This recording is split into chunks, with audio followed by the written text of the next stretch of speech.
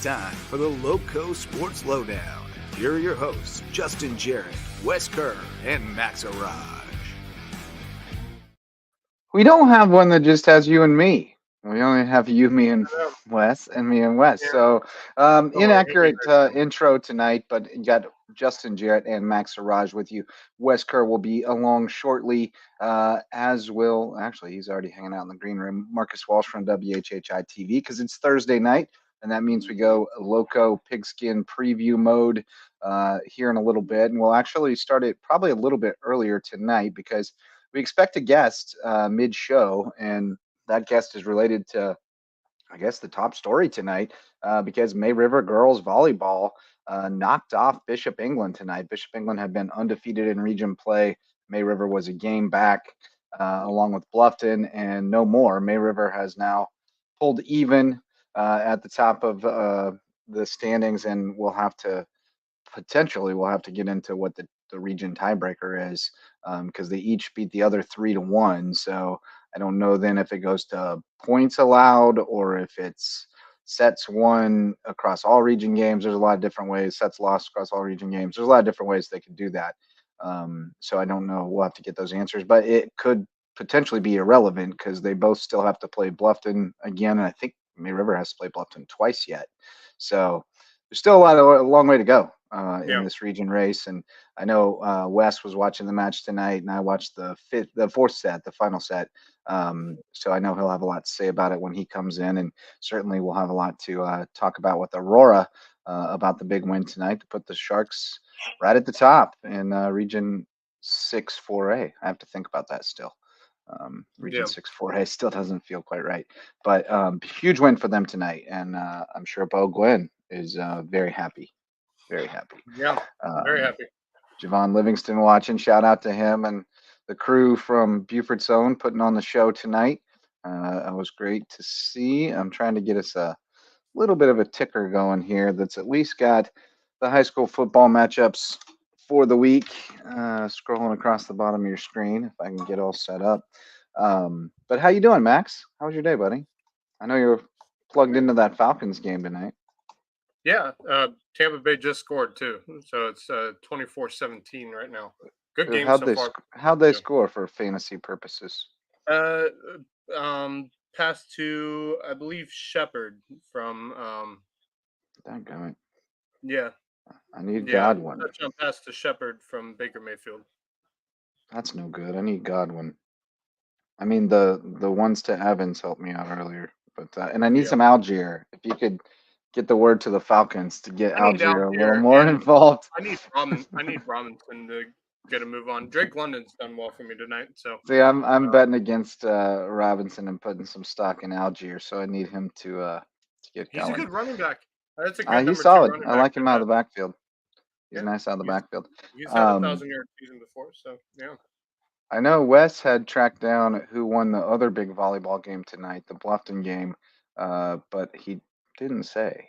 He just said, "Oh, I found it," but he didn't say who won. So I was relying on him being here to tell us who won that. But oh my, Hilton Head with a 3-0 sweep of Bluffton, and that really complicates things. Well, it doesn't complicate things, I guess, but it tightens things up a little bit because now you've got each other a couple weeks ago, right? Yeah, and Bluffton swept, I believe.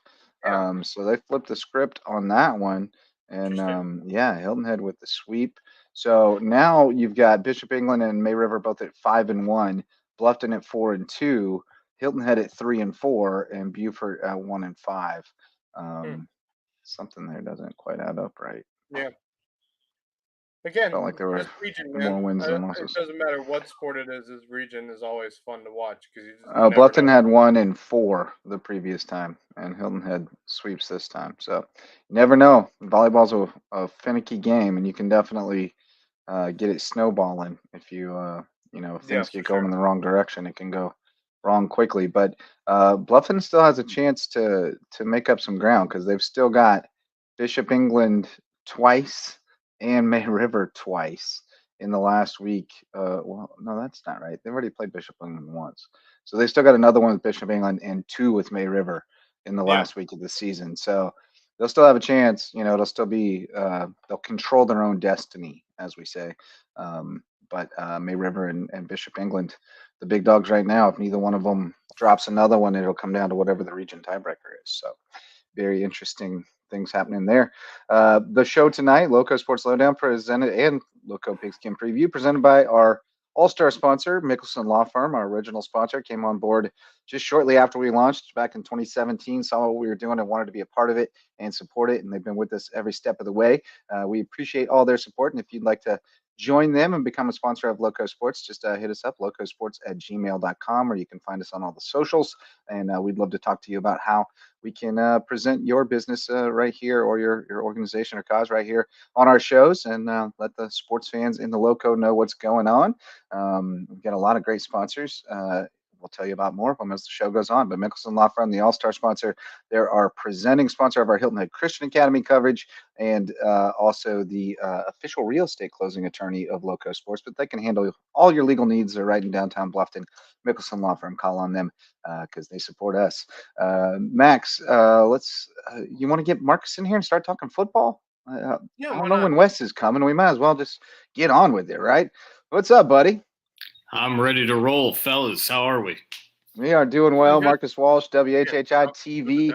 Although this week you're moonlighting once again, because you guys are not on the air this week.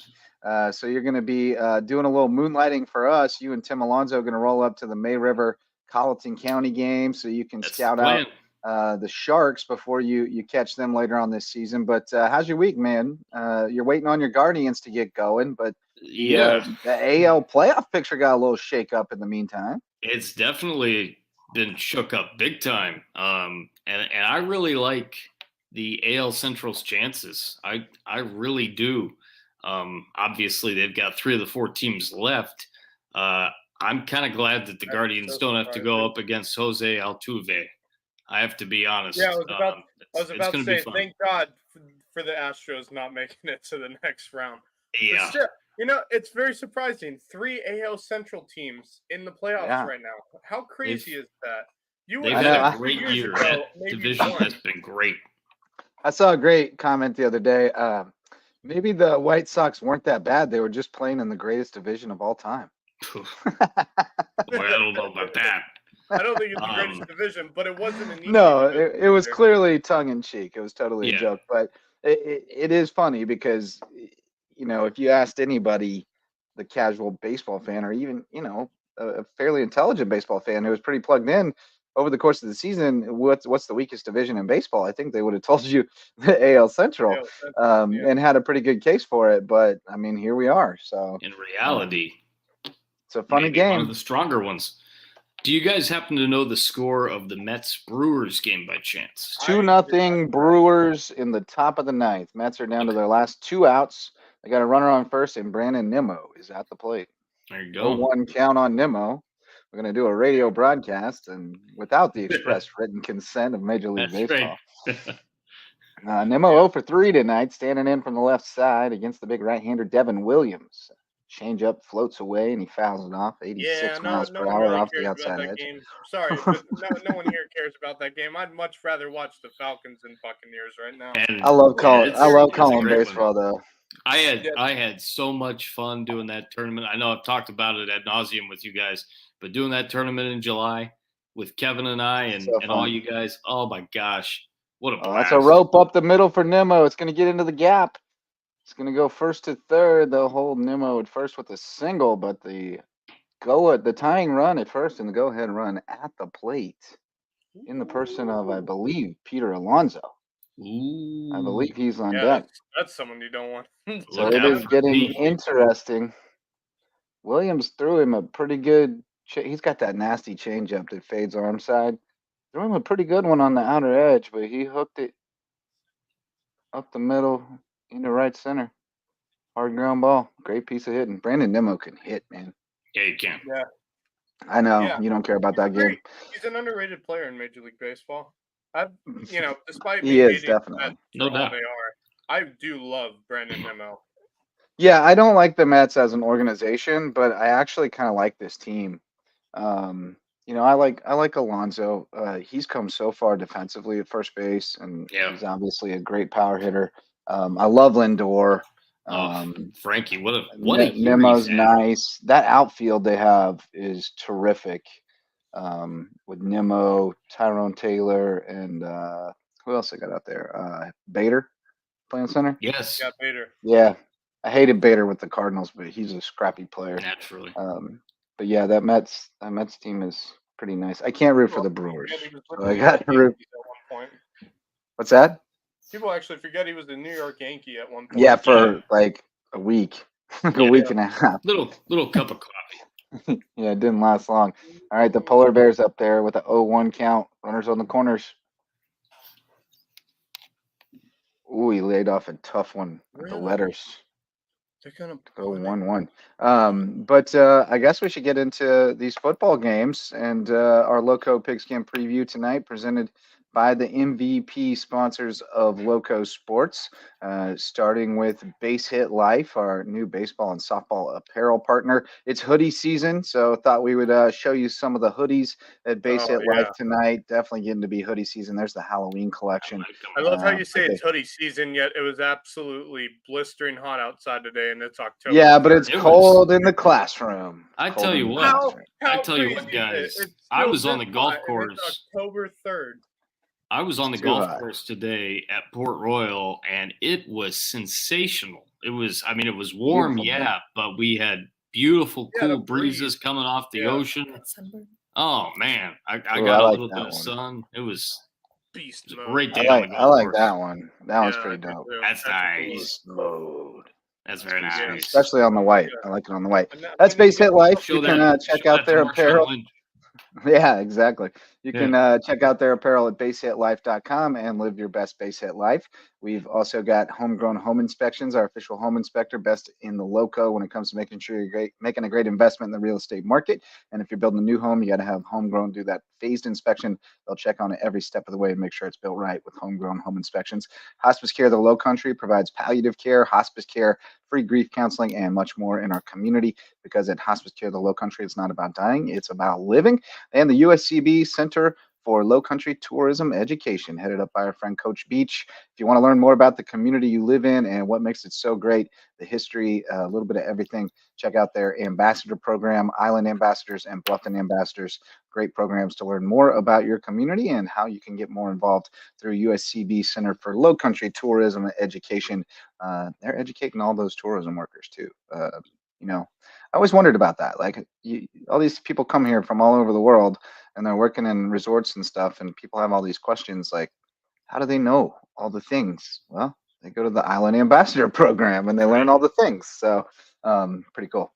You But, mentioned Coach Beach, Justin, and Yeah. I mean, everybody that is affiliated with you knows how hard you work.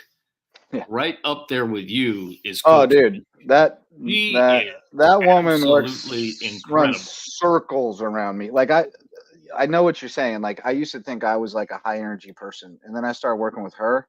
I was like, I can't keep up with you. Like, you are She going is 800 miles absolutely an hour, amazing.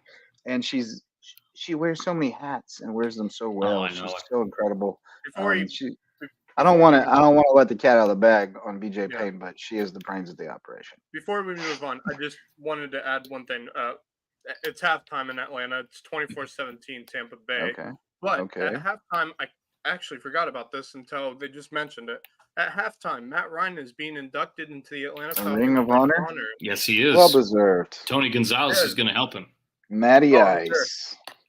Yeah. Well, Tony Gonzalez certainly helped him get there, so he should definitely. Tony's going to Yeah, and Julio Jones help. Yeah. with the Yeah, he and presentation. Julio should both be and Roddy helping out. White and Yeah. Roddy Michael White, James Turner. Island. James Island High School. Did you know that? Yeah. Roddy White? Yeah, James Yeah. Island guy. yeah, man. Legit. We read the presenting sponsors of the Loco Pigskin preview, so I guess we should go ahead and get started on it. Y'all boys want to start with the Skeeza, or you want to start with the big boys? Let's Oh, I mean, start with the it's a big week guys. for the big boys. All right, we'll start with the big boys, and since we were just talking about BJ Payne and Coach Beachkowski, we'll start with Hilton Head. going to Bishop England. Both of these teams are 4-1 overall. They've both beaten some pretty quality opponents, played really tough defense doing it. They both run the ball well. I don't think anyone expected either of them to be 4-1 at this point, but now that they are, I think everybody sees them as true contenders in what we think is going to be a pretty wide open region. I think there's kind of two tiers, but they're pretty narrowly. Gosh, there's not really two tiers even. Like Colleton County is maybe like a step below, but everybody else is about the same, I think. So Hilton Head, Bishop England, first one on the docket on the road for the Seahawks, but this is a really even matchup. I've seen enough from Hilton Head to think they can go on the road and win this game, but I've been impressed with Bishop England, especially that win over Woodland. It really caught my eye. I think this is a very competitive game. Leaning Seahawks, but could change my mind. What do you guys got? Go ahead, Max. I think for Bishop England, this is the game where they prove to everyone that they are a contending team in this region. Because, yes, they beat a very good Woodland team, but then again, it's a 2A program going up against a 4A school. So, Sure. That's part of it. I think this is the real game where Bishop England shows everyone that, hey, we're not, we're no joke. We are here to contend for the region. But I think the way Hilton Head's been playing lately, I really think they're one of the favorites for me right now in the region, outside of May River. I'm going to go Hilton Head, but I think if Bishop England plays the way that they've been playing this season, it's going to be a close one. I'll say a 7-point game. I've said it before, and I will again. Hilton Head has impressed me so much, especially from the Aiken game that I saw a few weeks ago to this point. The Hampton County game was incredible at home. I mean, that wasn't just a win for them. That was a blowout win for them, which was a surprise to many of us, including me, who picked them to win the game. And this could be a scenario. You've got obviously the rematch, or not the rematch, but you've got the Bridge Bowl next week. I'll have the call with Daniel Court and the rest of the crew on WHHI next week of that game. Glad we can bring it to you next week. Thursday, by the way. And that's right, 7:00 p.m. as well, instead of 7:30. So This could be a boys. Setup. The polar bear went yard, by the way. It's 3-2 Mets. Ooh. How about that? This could be a setup for Hilton Head to get beat, possibly looking ahead, but they have gone above and beyond just about every single week. I'm taking the Seahawks in a huge game against a very good Bishop England team. I think they're up for the challenge on the road. Yeah, I don't think they look past it at all, because I think they recognize that Bishop England's the real deal.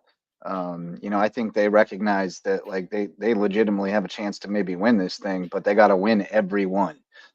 So I don't think that's a concern with them at all. They've been pretty laser focused. I think it's just, can they continue to execute as well as they have offensively?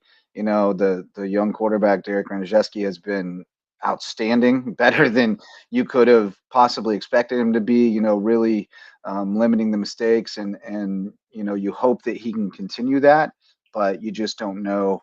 When he's going to have a tough game, because there'll be one at some point. So I think that's a factor, but let's put that on hold, put that thought on hold for a moment, before we go any further into our football previews, because we've got our big guest of the night has checked in. And in fact, I think we've got two guests. I think we may have Aurora and Ariel Reek. Let's see what we got here. What's up, ladies? Hi. How are you doing? Congratulations. Still in uniform after the celebratory family dinner, I see. What did we go eat? We went to an Asian bistro. Okay. Which one? Akomiya. Yeah.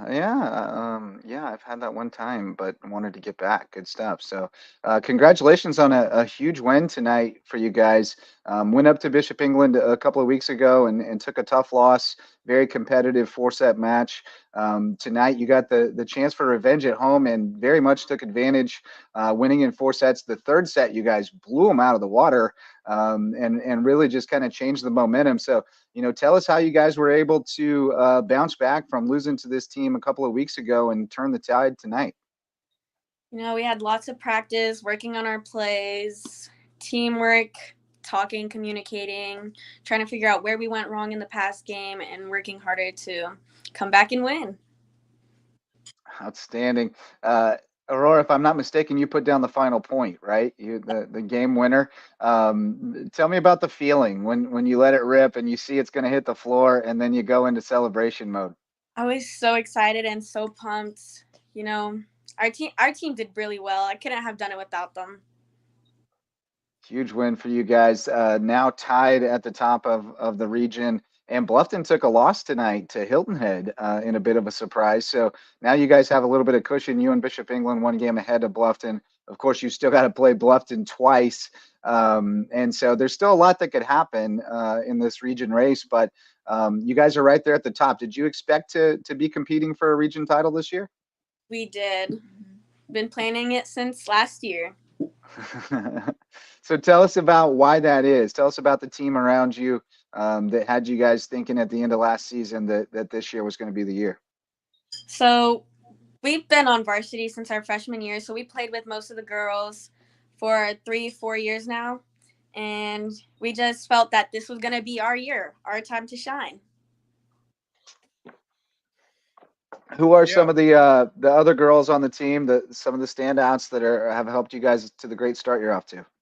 Mia Gruner, our setter, she had lots of assists tonight. Lauren Swanson, our middle, she committed to Belmont Abbey for college. Okay. Yep. Let's see, Caroline Bulware, Lila Bashaw, Isabel Trewick, our libero. Yep. And then Orlana and Cassie Griswold. All right. We got the whole roster in there? Yes. Good job. Good job. You rose to the challenge. That was the assignment, was shout out everybody. So good job there. And looks like Wes Kerr is about to join us as well. And he was definitely tuned in tonight. So Wes, welcome, buddy. We got Aurora and Ariel Reek with us from May River Sharks volleyball team. They just jumped on a few minutes ago talking about the huge win tonight over Bishop England. And I know you were tuned in, so I know you've got some good questions queued up for him about the match tonight. Well, these two were the stars of the night. I mean, how impressive was that to the third set? You stormed back in the second and then just dominated 25-7. You guys went on a crazy run. How were the vibes throughout that third set? How fun was playing in that moment? I mean, everything you did was going down for points for your side. How fun was that portion of the match as you guys were just absolutely cooking out on the court? It was so fun. The whole team was pumped and excited. They were all cheering. It was great. Yeah, I mean, just talk a little bit more about what was going so well for you and the serving, which was on point throughout, but especially at that time of the match. You guys were making aces left and right and just putting serves in the right spot. Tell me about how much you've worked on serving and just putting them in the right zones in the court. Yeah, we work on serving every day at practice. So we're working on our zones, hitting the spots. We've also been working on our plays, so we were able to figure out where to put the ball because they weren't, so we just put it where they weren't. Javon chiming in here saying that it was Ella Francescotti's birthday today. Yes, it was. Birthday. All right, and her sister Maria, who we've had on the show before, the Paralympic swimmer. So great athletic family there. But now looking ahead, you guys have now climbed one mountain for sure. This one you had circled the rematch, but looking ahead to the rest of the season, I mean, it seems like just about every match in this region is really competitive, and you really have to bring your A game. So what do you guys have to do to win out and keep yourself in position to win a region championship? We just have to continue working hard at practice. The team is kicking.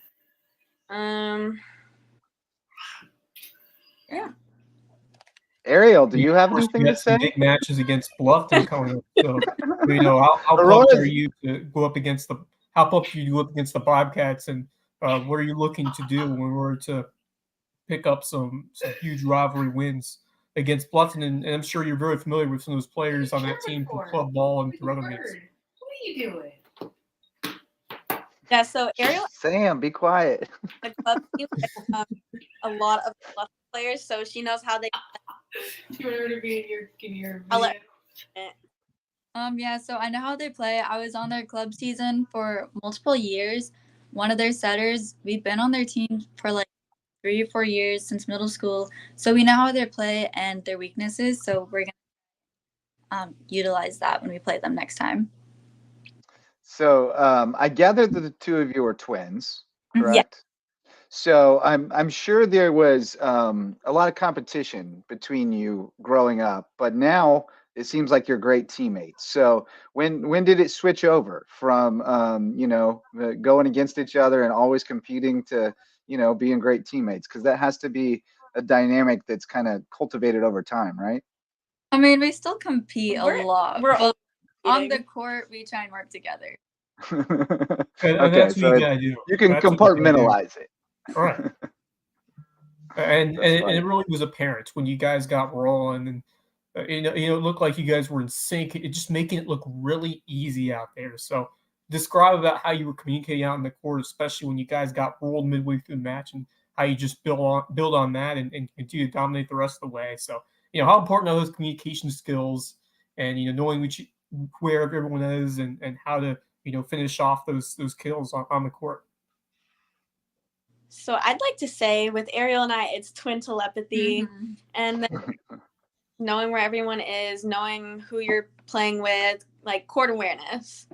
And once you get that down, then you know who's on the court at what times. Yeah, and then Yeah, you there's a certainly sense when you grow develop up together. peripheral It's vision. Sisters, and even more so when you're twins, you just have that innate sense for each other. It reminds me of when the Hilton Head girls soccer team had the Green sisters. My God, they always knew where each other were on the field. There's something to say about those twins on the same team. Oh yeah, You no doubt about it. tend to have that connection very quickly. I'm married to a twin, so I understand that dynamic. I understand that when they were young and there was a pot of macaroni and cheese, they had to count the actual pieces of pasta and make sure they were even. I don't know if you guys were quite that stringent about it, but twins, it's got to be even. It's got to be even with twins. I learned that. Javon says you guys have two different energies, and I think we have seen this already tonight. Ariel kind of reserved, and Aurora is the team cheerleader or the family spokesperson, as the case may be. But Ariel coming out of her shell now. Tell me just more about your experience. I mean, you guys are seniors now, correct? Seniors? We're juniors. Juniors. Okay, you're juniors now, but you've been playing. You're in your third year of varsity volleyball, and just we were talking with Bo Gwynn last night about the vibes at May River night right now, with just everybody's really performing at a high level. What's it been like to come up through the ranks at May River and be part of this athletics department that is kind of establishing itself as one of the best in the area, if not the state?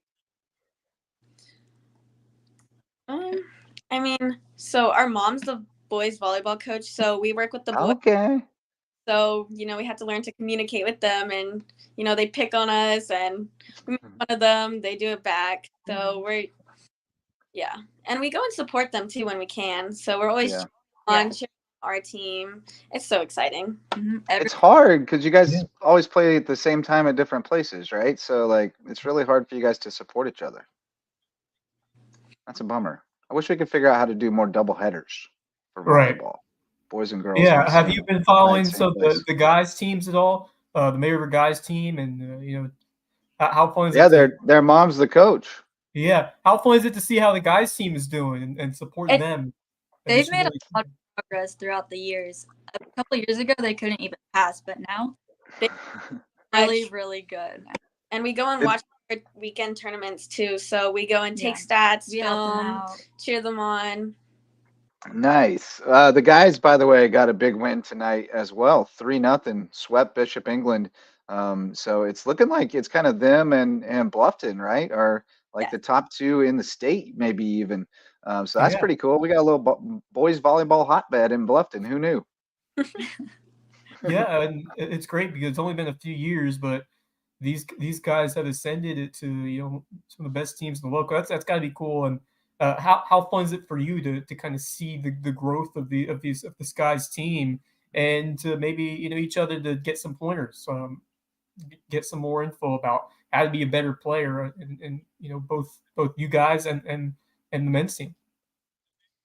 I mean, I like it. It's fun. Like when we go to their practices, we help see what they can improve on. And then when they get back early from their games and they come watch us play, they'll tell us what we should work on and how to fix certain things. Right on. We got a score alert. The New York Mets are advancing to the National League Division Series. Yeah, there you go. Pete Alonso's 3-run homer puts them over the top. That was one Sorry, expected. ladies. And the polar bear. Pete Yeah, Alonso. the polar bear. I mean, I set the stage here. I said they got first and third. They got the go-ahead run at the plate with the polar bear coming up, and you did it. Sorry, ladies. Welcome to a live sports show with a bunch of sports nerds. But great talking with you guys tonight. What are your plans? Obviously, you've still got another year of high school, but I would venture to guess that you're thinking about playing volleyball at the next level. Yes. We are. Are you a package deal? I mean, we like to think we are, but if not, that's okay too. I mean, So you'd prefer to go to the same place, but I wouldn't say that either. No, not even that. Okay, gotcha. So it could go either way for you. Yeah. Javon had a question as well. He wanted to know if you get excited when all three touches are between each other, because it happened a few times tonight. I'm excited either way, but it's a lot of fun when it's us two. And then he also weighs in that he's got to give the boys volleyball some time to grow, because some of their matches were a little tough to stream last year. But they're coming a long way, huh? Getting better. Getting better. You guys got any more questions for the girls? You guys are in a great spot right now. Right there at the top of this region as you go towards these last few games. Some important matches to come, but what would you like to see you guys continue to improve on and sharpen up on as you get ready for two important matches against Bluffton at the end of this region slate?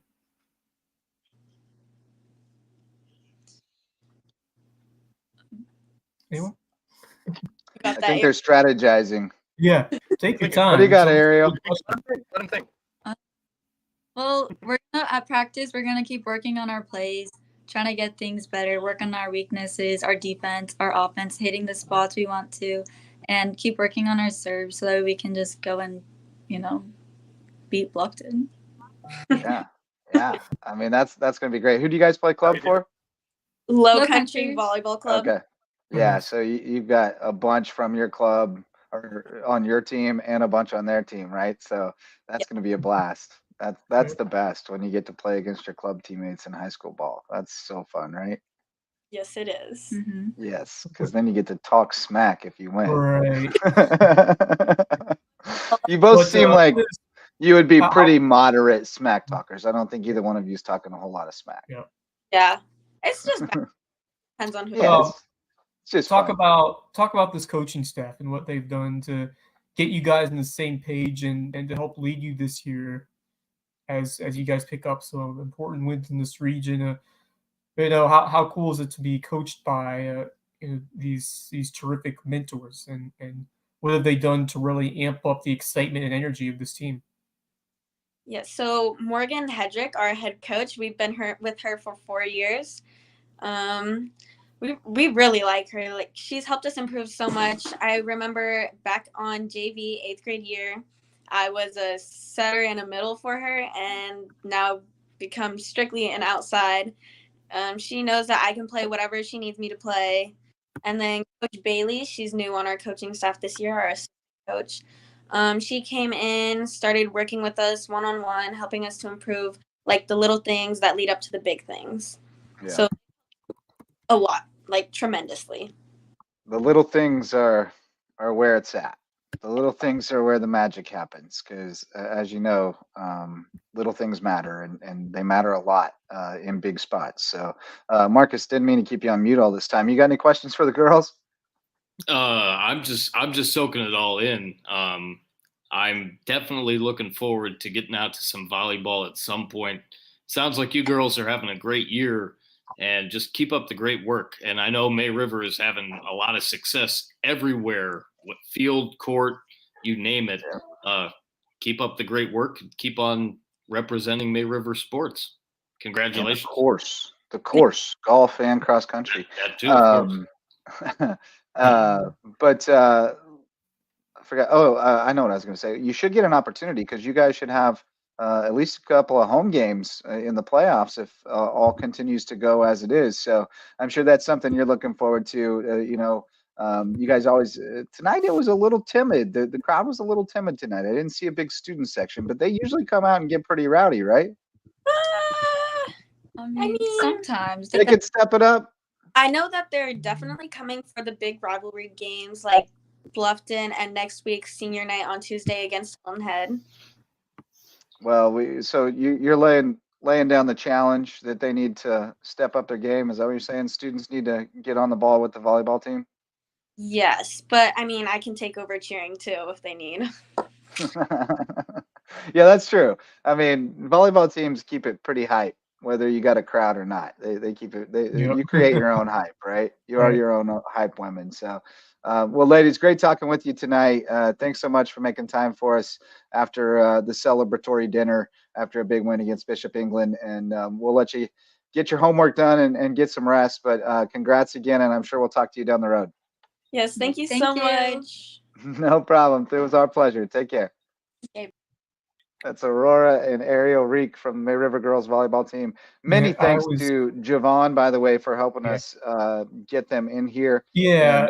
And, oh, shoot, we missed out. Mia Gruner is also in the green room. Let's see if Mia wants to jump in with us for a minute as well. What's going on, Mia? Hi, how are y'all? I didn't see you hiding out in there. I would have gotten you in there with the other girls, but You're fine. Congrats on the big win tonight. Thank you. Yeah. Well, I don't know how much you'll have to add to our very extensive interview with the girls, but you're the setter, right? Yes, sir. The one dishing them out. I have the greatest respect for your position. It is when somebody sits down and explains to you the setter's responsibilities, you go, "Holy cow!" I mean, it's a lot. How did you get to the level you are, and and how much further do you have to go? What are you still working on? So I've started playing since like 7th grade, and then just started playing club and improving till there. I'm trying to play in college. We'll see how that goes, but just taking every opportunity I can to get better.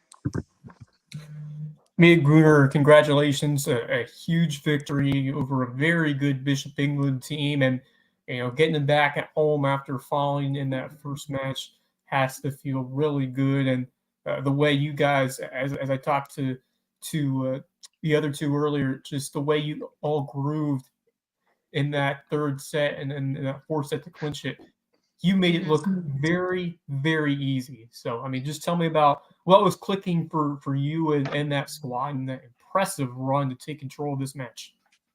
Yeah, so something we've been working on is more aggressive when we serve, and I feel like we definitely capitalized on that.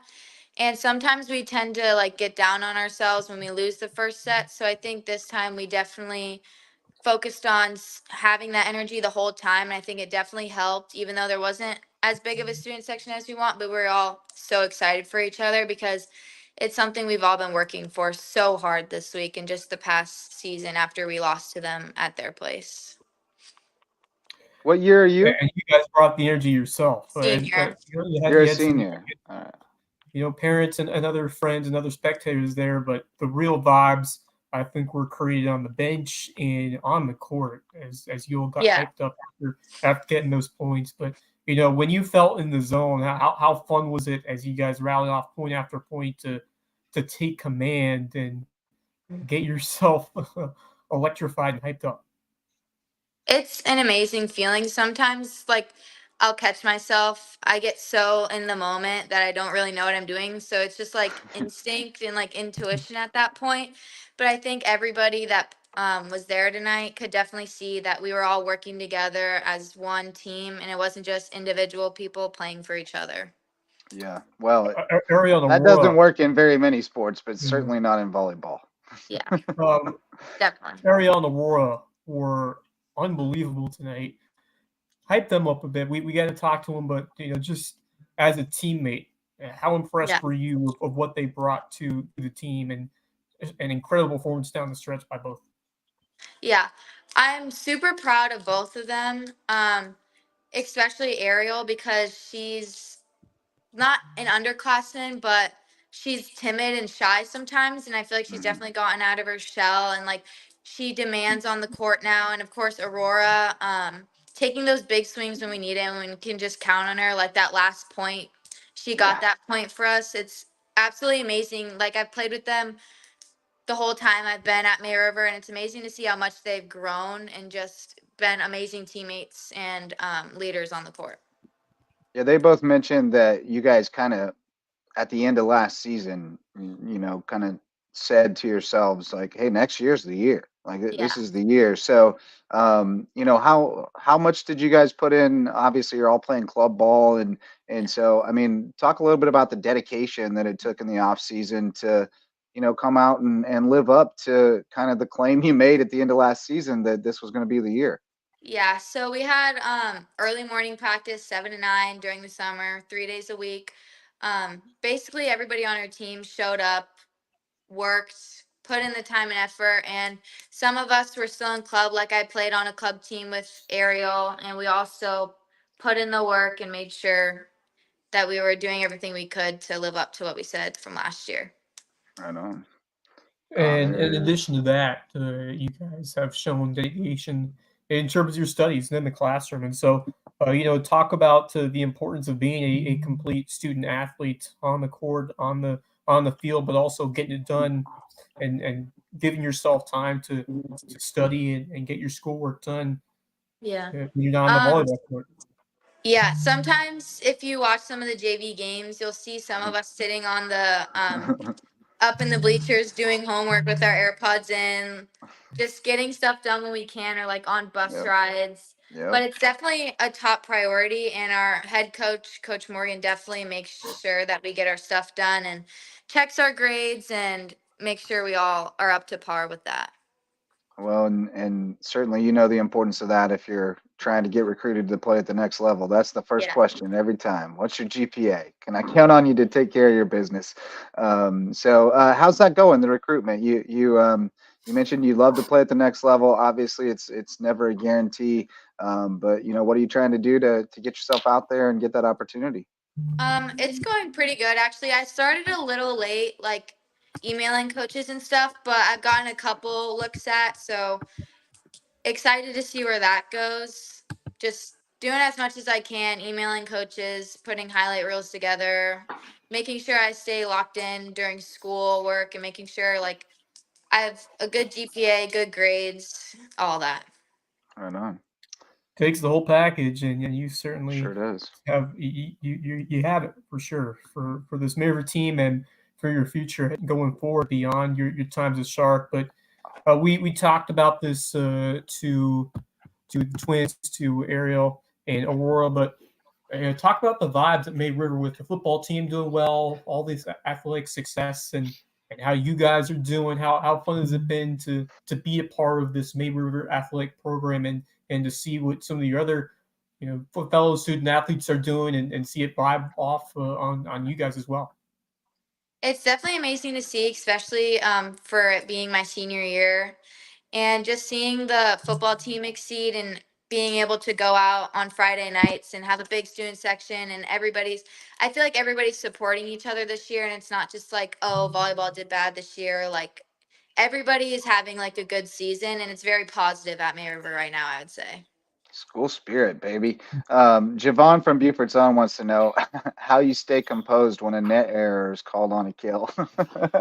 Yeah, it's definitely really hard, but I just kind of move on from it. The next one, It's got some to be people next say, play, right? yeah, You can't. Mentality. the ball No matter doesn't what. lie. So whatever Yeah. happens. Yeah. Hey, That's if you right. keep doing what you're doing, you'll get those breaks eventually because Right. Well, Your job, you have to be so laser focused. You can't be thinking about the last point or you're dead. I mean, you've got to be thinking 2 steps ahead. You can't be looking in the rearview mirror. So, but I love inside baseball with setters. So tell me a little bit about, that moment when the ball's in the air and you've got to go find it, but then you've also got to get yourself in a position to deliver the ball to whoever's called for it. I mean, there's so many things going through your head in that moment. How are you able to see everything? And can you take us inside your head for a minute? So it's it's a lot harder than it looks. It takes a So lot of hard. practice. And I'm still trying to get better at it, but basically we use like peripheral vision almost, because you also have to see like on the other net like where your blockers are, and you kind of want to try to like reverse it in a way, but it's just having that core awareness and knowing your hitters, and that's what also helps. We have such a like good connection with everybody on our team that we kind of just flow together, and being able to know where everybody is, and like the fact that some of us have played club together also really helps, because we just have that experience together. It's such a trust relationship, right? Because Definitely. like all your hitters have to sell out like they're getting the ball, and then whichever one gets it has to execute. So that's what I've been trying to. I work at Hardyville High School now. We got our little 1A program, and we got a couple girls that play club, and the rest are learning. And Yeah. I've been trying to tell them like, you guys are doing great. You're running plays, but like you gotta expect it to work. You gotta trust that it's gonna be there and swing hard. And when you start figuring it out, it has to be just like such an adrenaline rush when you put one up there and they put it down. It has to feel great, right? It's so satisfying. Like all that hard work just in that one moment, it feels so good. Bam! Yeah. Oh, Yeah. so satisfying. I can't imagine how good it feels to be the one who served it up. Like it's gotta feel great, very rewarding. Yeah. But Right. Mia, thanks so much. Sorry we kept you waiting You're and fine. kept it so short, but I'm glad we brought you in. It was great to talk with you, and best of luck on your journey. Somebody's going to be lucky to have you as part of their program. Thank you. Thanks for having me, guys. Absolutely, take care. Bye. Well, that was a pleasant surprise. Mia Gruner was terrific. Yeah. We went deep on volleyball tonight, boys. Yeah. We still have. We may have We a still got a a long whole one tonight. slate. It's good. Yeah, we may have to go in super speed mode. But we did already get started, and we'll go ahead and shout out some more sponsors before we go any further. We've got the varsity sponsors of LowcoSports, DDS Web Design, building, hosting, maintaining websites. So if you need to get found online so you can do more and think bigger, go to ddshhi.com. Parker Law Group serves legal needs across Colleton, Hampton, and Jasper counties, and probably Beaufort too, if you asked them real nice. And they're helping us continue to expand our coverage out in those counties and shine a light on more deserving teams and student athletes around the Lowco. Dr. Ambrose Cole is the official chiropractor of LowcoSports. You can find him at Rooted Living Wellness in Bluffton, and he'll get you feeling right, mind, body, and spirit. And if you want to take your skills on the mat to the next level, go to Reverence Wrestling Club in Bluffton, official wrestling sponsor of LowcoSports and presenting sponsor of the Lowco Grind. So let's get into the football games, boys. We started talking about Hilton Head Bishop England. Marcus and Max had already picked the Seahawks. Wes, who you got? I gotta go Hilton Head, but they will have to earn it in this game. Bishop England has shown that they are a quality team in this region and have the capabilities of knocking off Hilton Head. I just really like the way Hilton Head has shown their tenacious defensive play, as well as that power run game that worked really well against Hampton County. Although it's going to be a step up, in terms of competition level. This Bishop England team has shown that they can handle some quality opponents. So it's going to take a lot from that run game. Blocking is going to have to open up some holes for Troy Timko and company to pound the rock and find a way to get that early lead and play that strong, tenacious defense, like I said. But Hilton Head has shown that it's been a collection of a sum of parts that have done their job exceedingly well this year and have exceeded expectations so far. But now it's you're 0-0 again. The slate's wiped clean. Who cares what happened in the past? Doesn't matter. That's right. Gotta go out and win the next one. And I feel like they'll have that mentality heading out into this ball game. But it's not going to be an easy one by any means. They're going to have to take care of the ball. You can't afford mistakes or lapses against this team. Zarnicki, he's going to have another solid game on both sides of the ball. Yeah. Hilton has the horse to do it, but it's going to have to take solid execution throughout this 4-quarter game coming up tomorrow night, and it's no means an easy one at all for the Seahawks. I think they win it in a fairly low-scoring game, but not by much. I will have the homer tiebreaker wins out sometimes, but I wouldn't be surprised if Bishop England does get the win, but I will go Hilton Head in a close one. Yeah, I think I'm going Hilton Head too. I think BJ started turning the page to them when he realized the Bluffton game probably wasn't going to happen and started prepping a little bit. I think they're going to be well prepared. I think their run game is legit. And like I said earlier, what you weren't here, Wes, but the one thing that worries me is that Raniszewski is going to have a game where he struggles at some point. He's not going to just float through and be perfect all the time. Like, he's been tremendous, but the other shoe's going to drop at some point. Somebody's going to get to him and rattle him a little bit, and he's going to make some mistakes. And if it happens Friday, then they'll probably lose that game. So I'll take Hilton Head, but certainly it's a toss-up type game. I think probably the same could be said for Bluffton at Beaufort. I think that is, oh man, somebody asked me at school today who I was taking in that one, and I said, I don't know. I think maybe Beaufort, but maybe Bluffton.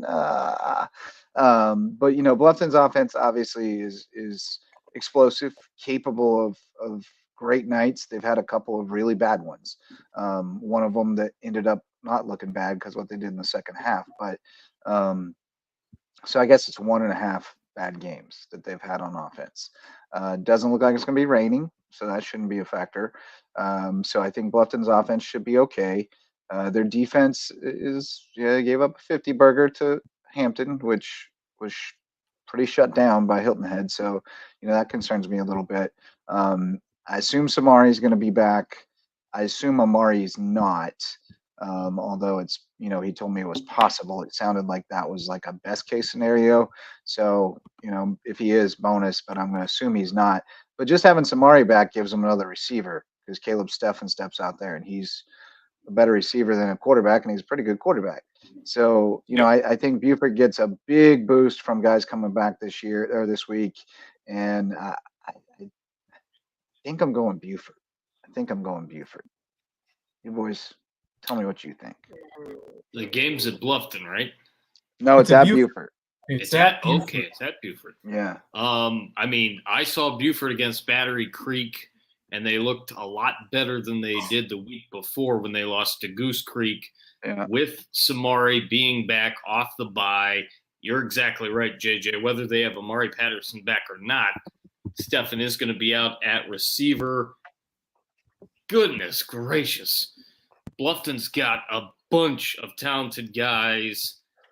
With the fact that it is at Beaufort, I'm going to go with you. I'm going to take the Beaufort Eagles over the Bluffton Bobcats 21-20. Oh, people would be biting their nails. An extra point. Or are they kicking 2 field goals? Are they settling for 2 field goals? Coin flip to me. This is an absolute coin flip to me. I agree. Just looking at the way, I think that the factor is that it's at Beaufort, and I feel like that might be in a tie-break scenario. I'll go with the home team most of the time. Even so, though, Bluffton, they're kind of a Jekyll and Hyde team in the sense that they have looked great this year, but at other times they have just been lost. Looked really good last time out against Lucy Beckham. Really good. They play like that, they probably win. That's very true. But that was 2 weeks ago. What will we see on Friday? And you know what? They could show it. And I think the offense for Bluffton has sky high potential with what we're seeing now with McCarthy under center and the way he's connected with Warren. and Ulmer. those receiver. It's a really well run offense, and Holly provides a spark at running back. But the thing I like about Buford is that you can't count out Bryce Library. That guy can coach, and that Buford has had a lot of time to think things over. The only question mark is everybody can be healthy for Buford. Like if Samari Bonds is at full strength, and if Amari Patterson is at full strength, I think Buford has a little bit of an edge. Patterson won't be full strength. Right. If anything, he was just cleared this week. He won't be full strength. That's a fact. I mean, he was on crutches at Battery Creek, so like he's a minute. How will he be more of a how much of a factor would he be if he's not 100%? That's important. And do they have another guy that can step up? They've shown that before in the past. I just remember that Casey Fields game a couple of years ago, but it's I don't think they have a game breaker like that. Well, Javon thinks they do. He says it depends if they unleash Isaac Smalls. And I agree. Isaac Smalls is an animal. Yes. He plays with a ferocity. That kid's motor is off the charts. And I think about it, Glass is nice. Yeah. He's a really good piece. I've seen games like this before, around here in the Lowco in the past, and I have just wrapped my mind around you can't bet against Buford in a big game like this. With Bryce Libran is a terrific coach, and I feel like he's going to get the most out of this group of guys. This might be the toughest Bluffton team that they have faced in a while. I think so. Yeah. Oh yeah. Yeah. Since at least Lee Kirkland and Jermaine Patterson days. I even think even more than that. I think that this is the last 5 or 6 years. This is the toughest Bluffton has looked. This is the best Bluffton team. I'm talking about like 2017 when Patterson was the receiver and Kirkland was the quarterback. So that was a long time ago. Well, before I was here. So it's been a long time. Yeah, a long time. It's for me. I think it's I agree. I think what Bluffton team are we going to get? They've been so often on this season where moments were like, wow, they look really good, and then they just drop a bomb against Savannah Country Day and Hampton. I think a lot of it it's going to come down to can McCarthy be smart with the football? If he forces throws like we've seen, like in a Hampton game, and he kind of gets out of his rhythm, I think Buford could really feast and take over. And I think that's a key difference in this ball game. Buford tends to play good defense at home. The crowd gets behind them, and it's a tough environment to play in. Although we've seen good teams beat them at Ladies Island. I think Buford's going to bring a little bit extra to the field. This is a huge game for Samari Bonds. We've seen him deliver in big games at home. He's a multi-talent, dual threat quarterback, and I think it's going to be a tight. Like I agree with Marcus. It's a low scoring tight ball game, and it could come down to a kick at the end or a game when you drive at the end. I expect this to be a tight game. If it's a kick, it's Bluffton because I don't think Buford's got a kicker this year. I'm going to take Bluffton with this one. I think they'll show up tomorrow night, like they did against Lucy Beckham. Obviously Buford's still not 100% yet, so you just don't know what to fully expect out of them. I mean, yes, they've gotten some players back after having a bye week off, and then another week, I think, right? So they've had in a row off now. No, Buford just had the 1 week off. Was the they played Creek? Yeah, they played Creek. They had the bye week the Friday before. They had the bye week Friday, but so did everybody else because of the storm. Oh yeah, that's right. But yeah, I'm gonna go Bluffton. It is gonna be close, obviously, but I think Bluffton right now for me is the healthier team. Be it when they're at their A game, especially on offense and defense for that matter. They're a team that I can trust right now when they're playing at their best. And I just think that the fact that Buford a little bit shorthanded in terms of talent on offense right now. I like Samari Bonds. I think he's a great player. I like Smalls and this is a team that seems to always show up at home, like I said. Mhm. But I kind of like the upside of Bluffton's offense in this Yeah. game, and the fact that they developed a rushing attack. They have a quarterback who they can trust to make some deep connections with his targets. They can come from behind. They're never out of a ball game. I Yeah. think they're accustomed to coming back and staying in ball games. And even against Hampton County, they made it close and even play their best football, and they still Right. almost beat Hampton County. So I think I'm going to go with the Bobcats on the road. As much as I always say Ooh. that Beaufort is such a tough place to play, I just haven't seen enough from Beaufort this year, and Yeah, I don't trust them yet. I could definitely see the Eagles showing up for this game. Like I said, Bryce Labron, he is one heck of a coach, and I could definitely see everything clicking for the Eagles in a game. And it's definitely possible. Yeah. I've seen it before.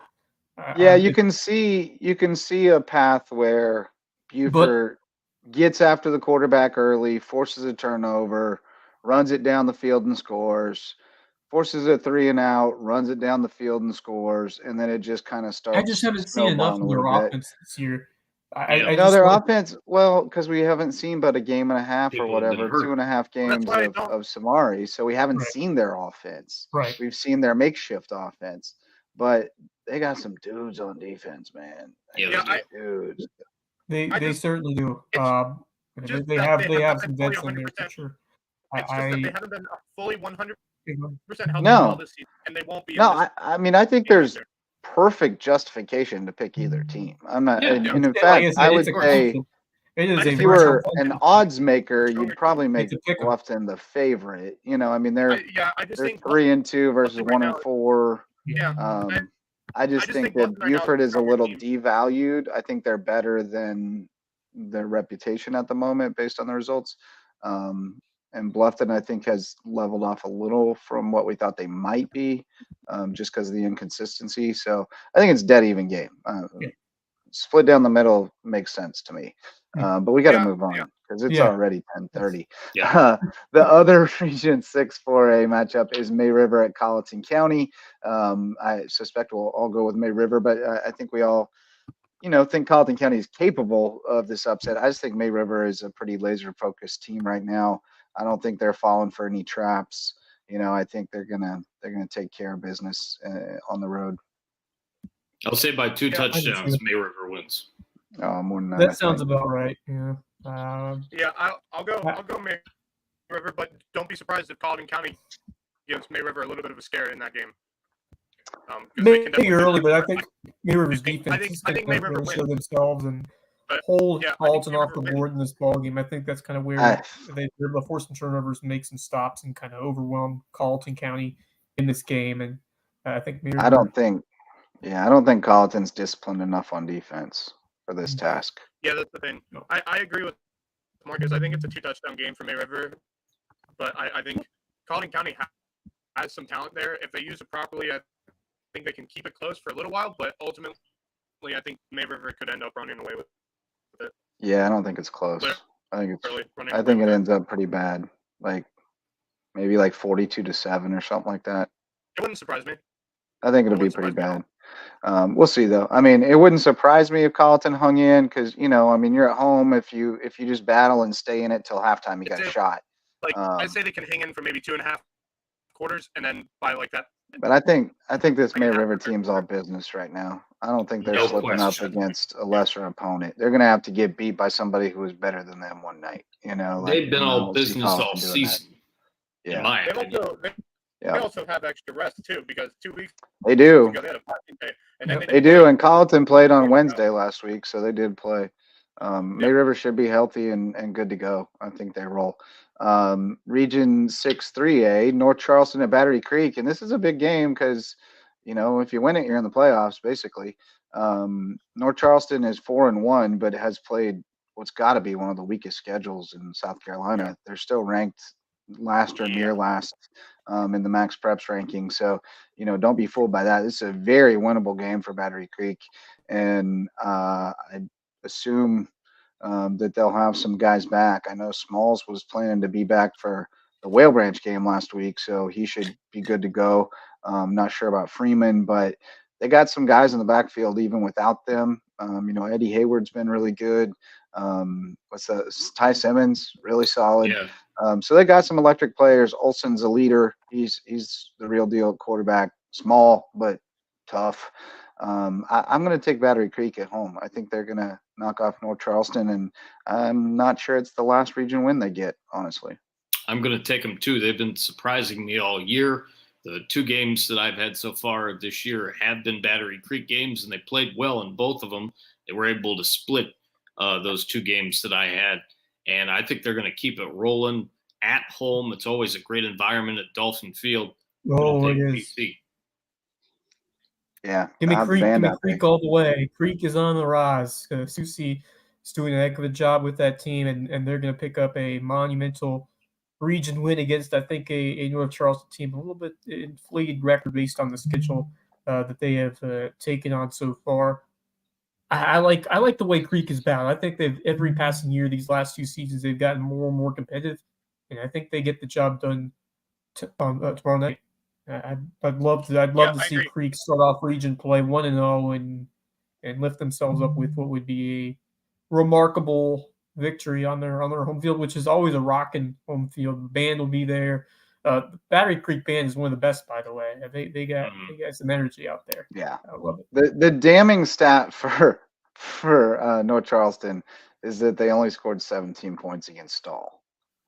I'm pretty sure the 4 of us could go pick Creek's 7 dudes off the defense street and we could put up a few TDs against Stahl. Yeah, I think Creek's defense is gonna put up a statement tomorrow night. Yeah, I do too. That defense is pretty salty. Yeah. That defense is pretty salty. Yeah, I agree. I think Battery Creek wins this one big time. North Charleston. I think they win by about 20 points or so. I think Creek makes a statement. Yeah, I think they I like it. Make it close, and then they really pull away the 4th quarter. Maybe grind them down at the end. Yeah, maybe like a nice fumble, scoop and score, pick 6 or something. Yeah, the only team they've scored any legit points against is St. John's and Military Magnet, and those are 2 lower tier 1As. I think Creek's going to be a better coach football team and take this one. All right. Going to 2A, we got only one because Whale Branch is off this week. So we got Hampton County at Edisto. That is not typically a very interesting matchup. Hampton County, definitely the better team there. But it's interesting because the coaches at Edisto are the guys from Estill. The last years at Estill, Livingston and Singleton. So, we got a Falcons touchdown. Yeah, Darnell Mooney. Darnell Mooney into the end zone. Oh, God. That dude is like an answered prayer for the Falcons. Darnell Mooney is. He's nice. I picked him up on one of my fantasy teams. Awesome. 4th and 4, and they scored the touchdown. Slippery. And tie the ball game right there. Young Wing. Slippery. Oh, that's awesome. And for that. That means that my boy Baker's got to go throw it some more, so that's good. But anyway, Hampton County at Edisto, it's kind of a fun matchup because of the connections. Not as much because that big class of guys from Estill who played for those guys are gone now. But still some connections there. But I think Hampton's going to be out for blood. They were geared up to play Christchurch last week and didn't get to go. They're ready to get that taste out of their mouth from that Hilton Head game. So I'll take Hampton, and I'll take Hampton big on the road. I completely agree. One time's going to be going nuts. Hampton wins. Saw him this morning cutting the grass. I'm gonna go Hampton County in this one big time over Edisto. Should we mention that Hampton County has not played a home game in quite some time, and it was supposed to be against Christchurch last week at home. But because that was canceled, they have not played a home game since, I believe, was it early September, or I think it was early September the last time. It was the Allendale game. It was August 30th, the Allendale game, and that game was ended early. Yeah. A whole month without having a home game is difficult. And they don't get home till the 11th against Lake Marion, so they end up going a month and a half almost without a home game. That's crazy. Yeah. They only had. They're only going to get 4 because Yeah. I got one rained out. I'm taking Edisto, not Edisto, excuse me, Although, the County big time. yeah. I'd say a solid 3 touchdowns or more.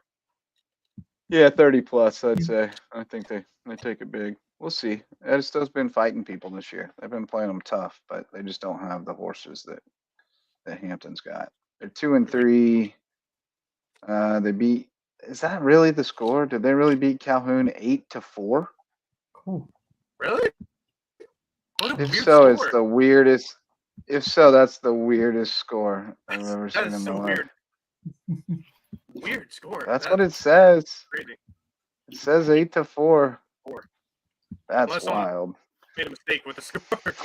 I mean, in the score tracker, it says touchdown and 2-point conversion, safety, safety.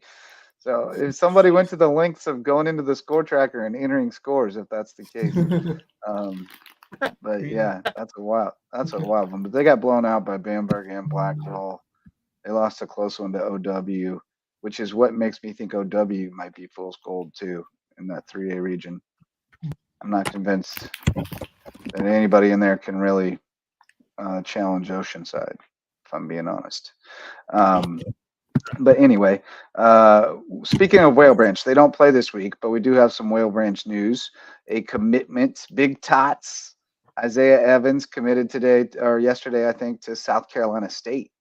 So another one in the pipeline to the Bulldogs.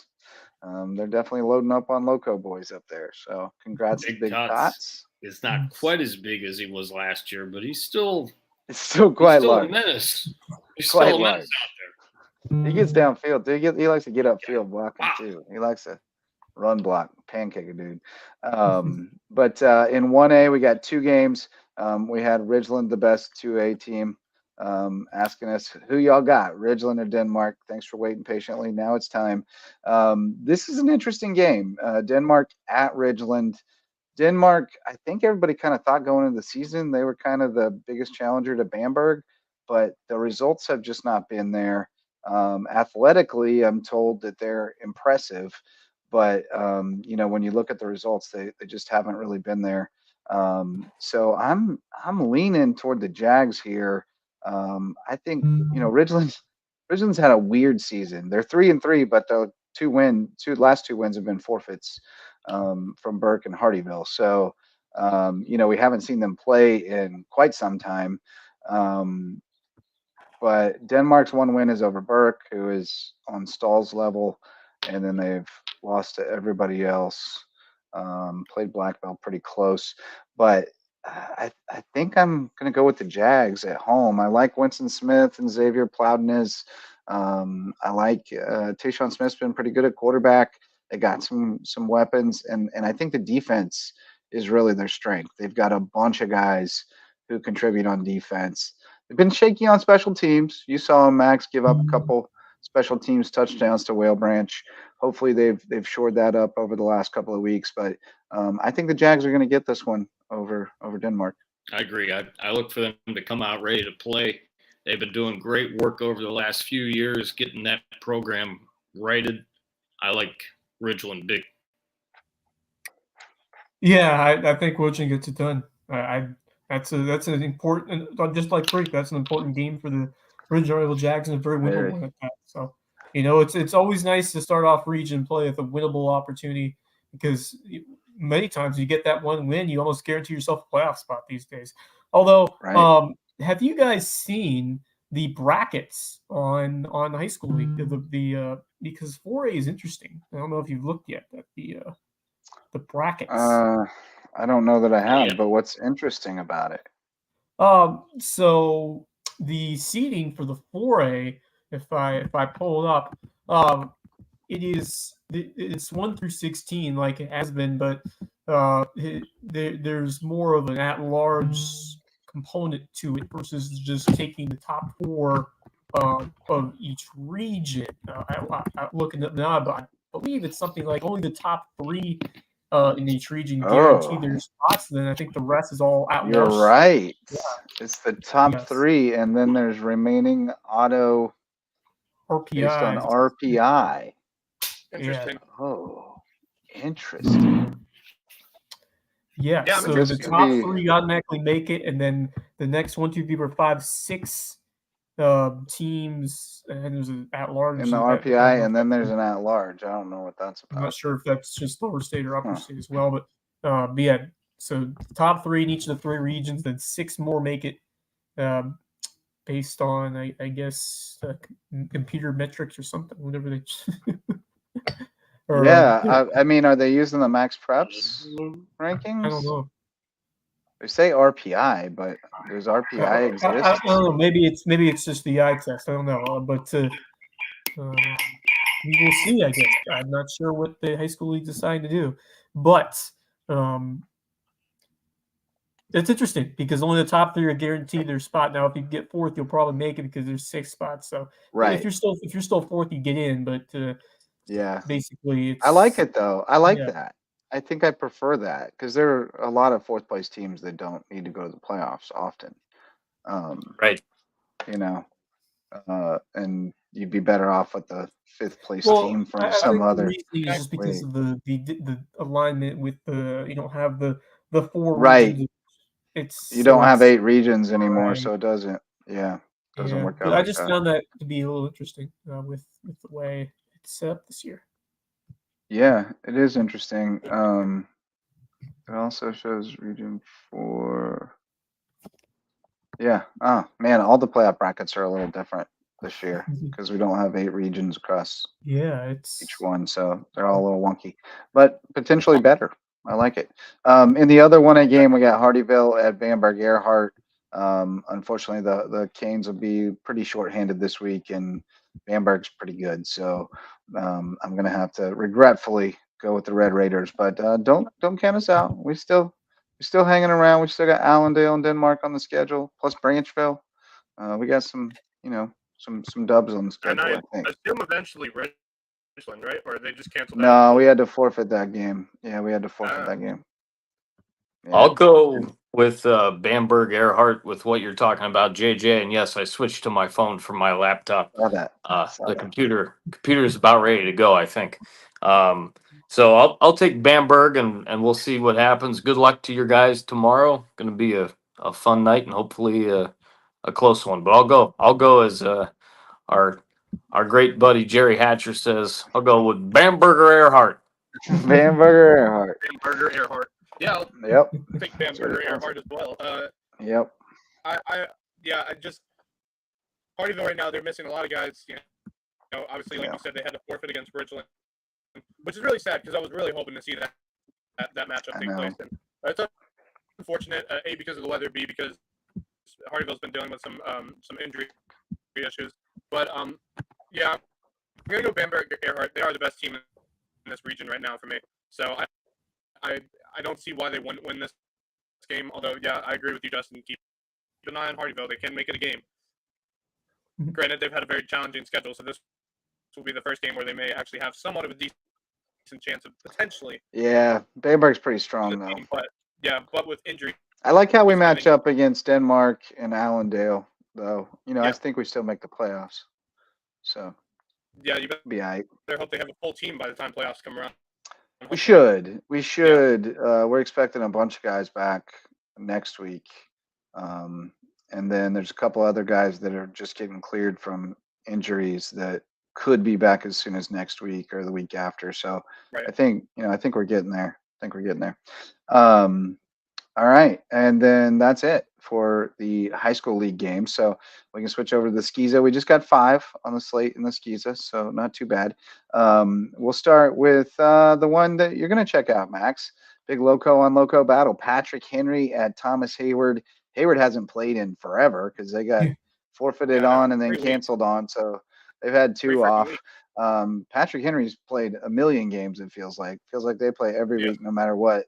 And they've been kind of up and down, fought through it to get a win at Faith Christian last week, the team that forfeited to Thomas Hayward.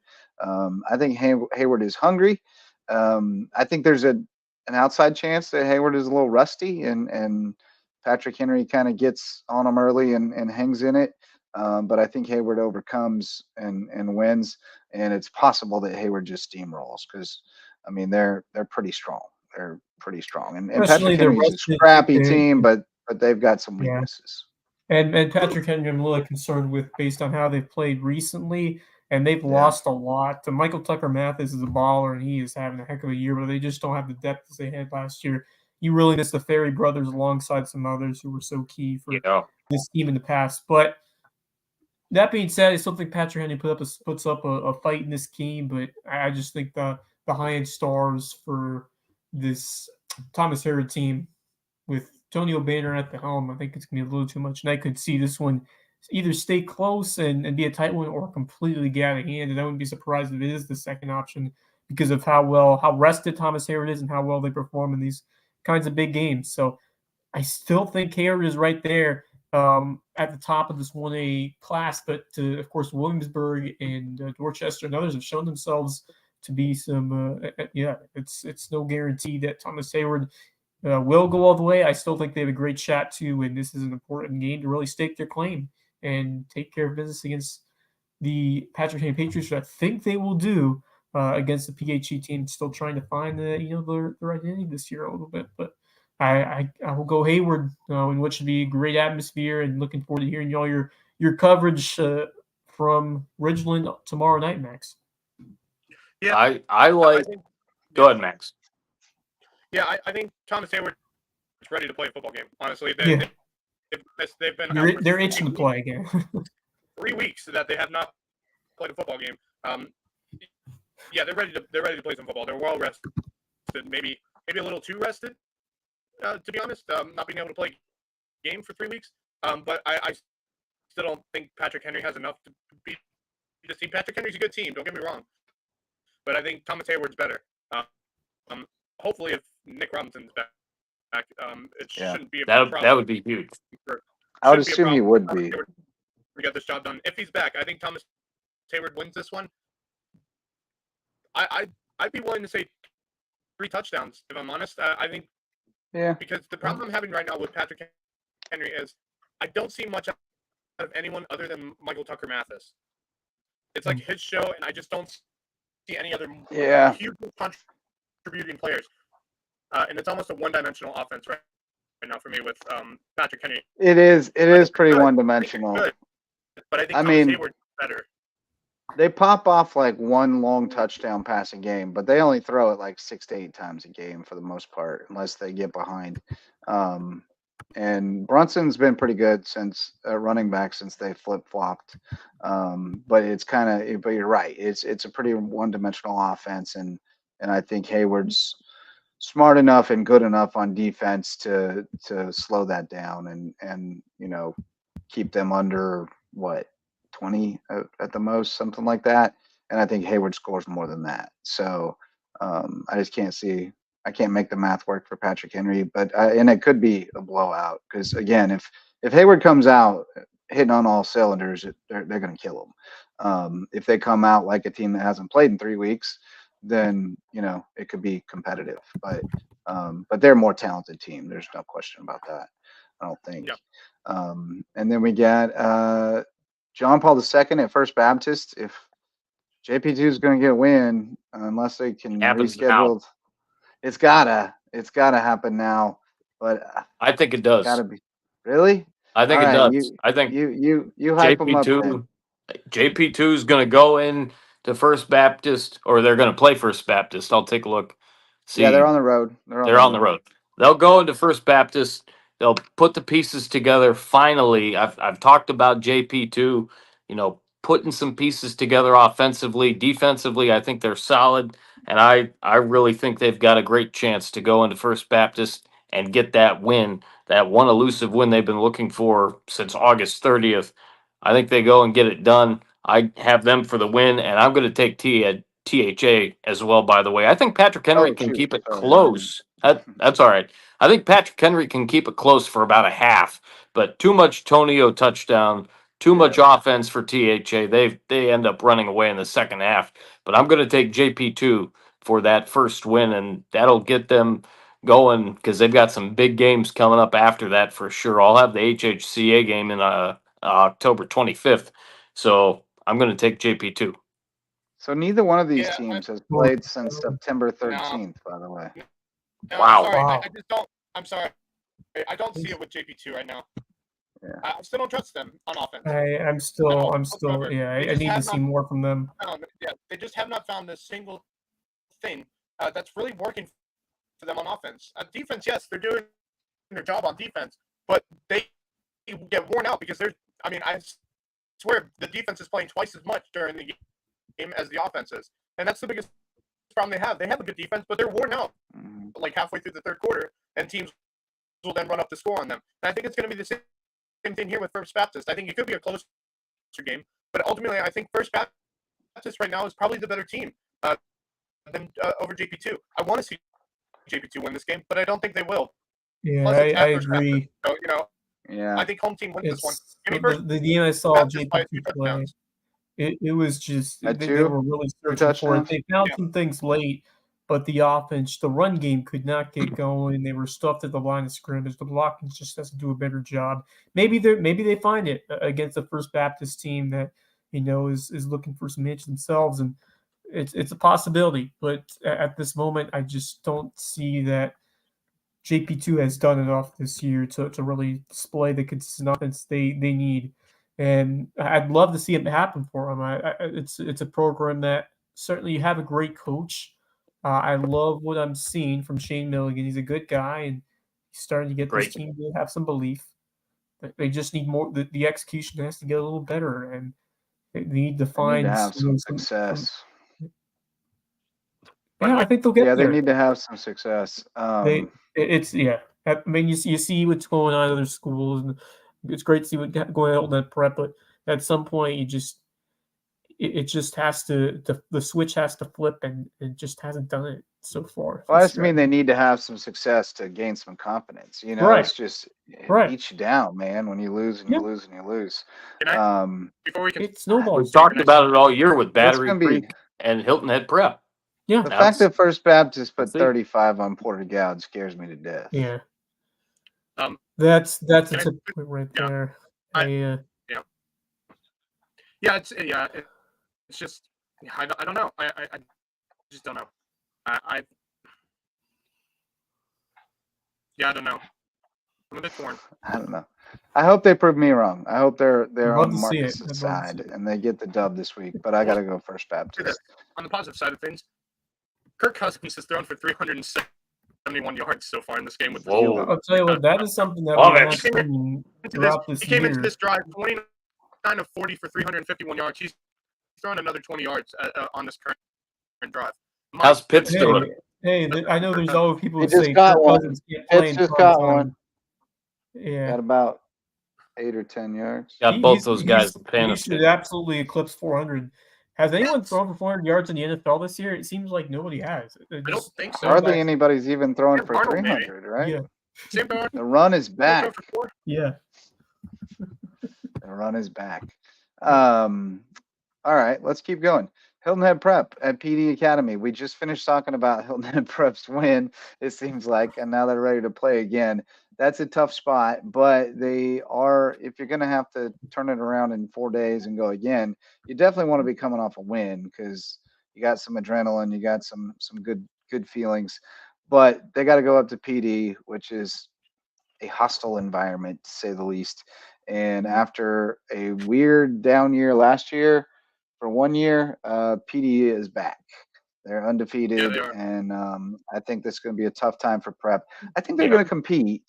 I do think they're going to compete. I don't think that they're going to get run off the field like it was when they played them, a couple years ago.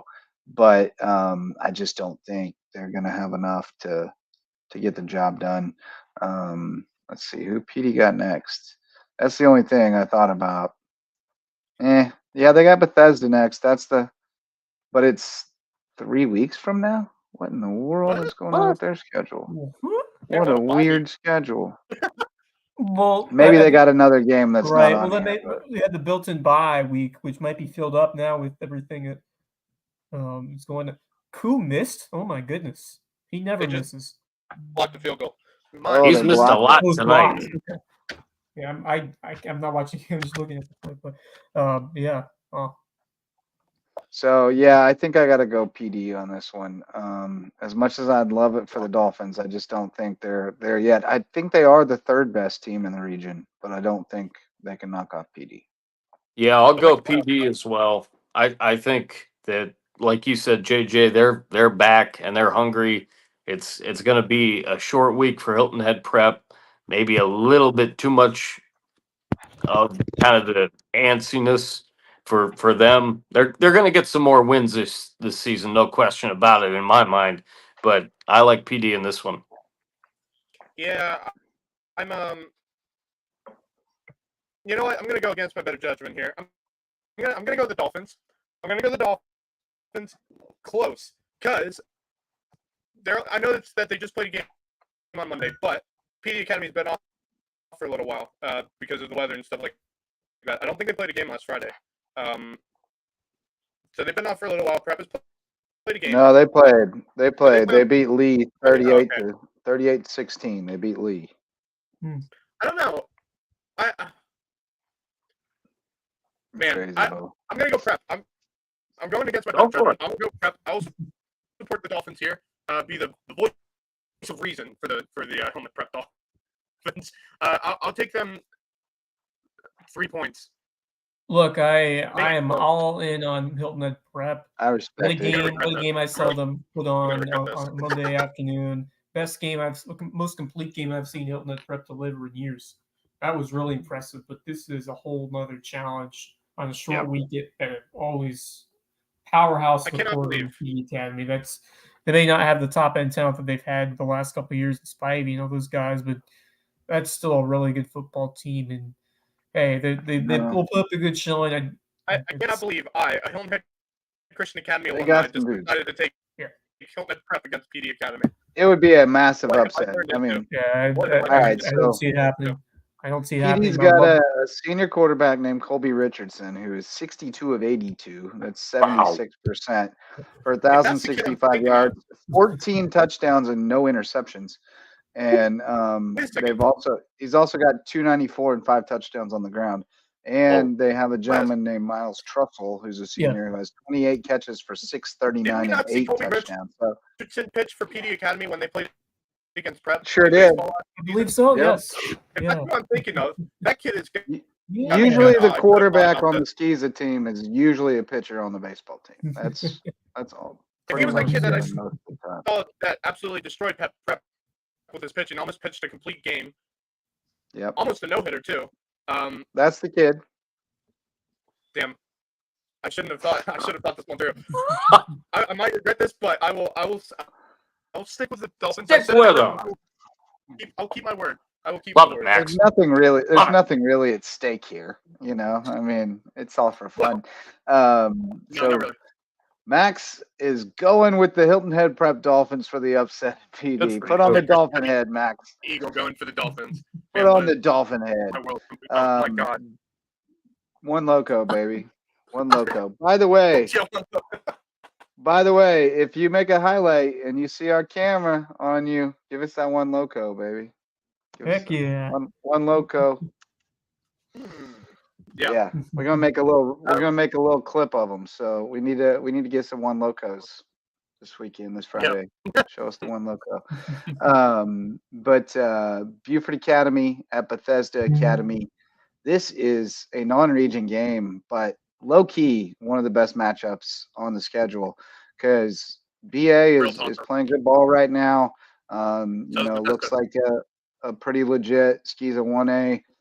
Bethesda, after losing their first two to Thomas Hayward and Hilton Head Christian in pretty good fights, has won them all since then and looks good. So, I think this is a really interesting matchup.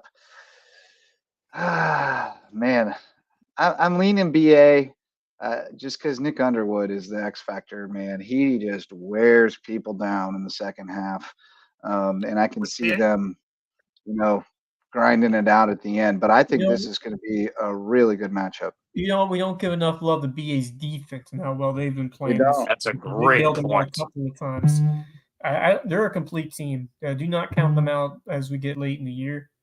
I know this is a non-region game. It's one you'd love to have, confidence-wise, and good better to have in your cap as you get ready to play out these last few ball games. So it should be a heck of a matchup on the road. That if it was a BA, that'd be one definitely worth going to. But hopefully they can carry the excitement, the energy on the road, and I think BA can grind this one out. I'll go one Lowco and take the Eagles, BA Eagles, which have had I don't think a lot of us have talked about BA. I think a lot of the hype came last year when Nick Schufert and Dietrich first came over, and they had Devontae Green and Jackson Porter. Yes. I feel like they've gone a little under the radar this year, and they've still been performing as well, or maybe even better, because they had that great start last year. They fell off at the end. Right. Now it's kind of the opposite direction, where they kind of maybe started a little under the radar, and now they're really surged into a quality team. And well-coached team. Well-coached team that has, molded guys to fit holes that they saw early on. They really tested themselves against Northwood early and saw where the holes were, and they've moved some guys around and molded other guys to plug some gaps. And Nick Underwood's a dude. Dietrich Schufert's a leader of men. Devin Fripp's a human highlight reel. Jace Paul can do some pretty special things too. They got a lot of guys. And like you said, the defense has been better than expected. They got picked apart by Northwood, which is to be expected, but they've really turned it on since then. They found some guys, so I like them. You like them, Max? You got BA? Yeah, I'm gonna go BA. I think. Yeah, I do as well. That's good. This one was a toss up for me, but I'm gonna go BA because I think they're playing better football than Bethesda, not by much, because Bethesda's had some good games. Playing pretty good. Yeah. I'm gonna go B for the Academy. It is gonna be close. I think 3-point game, because it's been like that every game for B for the Academy so far this season, where it's just coming down to the wire, but they somehow, end up getting the win in the end. They're gutty. But I'd say 3. I tell you what, I am really, Oh boy. really looking forward to You got a seeing Grady BA. Lamb walk-off? That Because you just got a kick block, so I'm not really. No, I said you got a Grady Lamb walk-off for BA tomorrow. BA by 3. Yeah, I would take that. I would definitely take that. He can do it. Surprised me, actually. But definitely not. He's quite capable. Surprised me at all. Quite capable. can't wait to see them against THA, but they keep on rolling. I'm going to take them over Bethesda. Yeah, and may I also just take a moment of respect for the program at Bethesda and that coaching staff. My goodness, Absolutely. year after year, it seems like they got a different cast of characters every year, and they start off rough about every year, and you can tell that they haven't gelled together yet early. They've got so much turnover, but my goodness, by mid-season or so, you do not want to play them, because they got some dudes and they're bought in. So that coaching staff does a terrific job, and they won a state title last year. And then finally, the 8-man game, Cross Schools at the Kings Academy. Cross snuck in on us and played on Wednesday last week, lost 70-12 to the mighty Raiders of JDA. Like a third of this league of this region is Raiders, by the way. You got Holly Hill and Jeff Davis are both the Raiders. I love it. So Cross, this is, other than Conway, the team they beat, this is probably their next best shot at a win. But they did not come out on top in the first meeting. It was 58-6. So it's not a great shot at a win, but it's still probably their next best shot at the win, other than the rematch with Conway. So I'm going to go with the Lions of the Kings Academy in this one.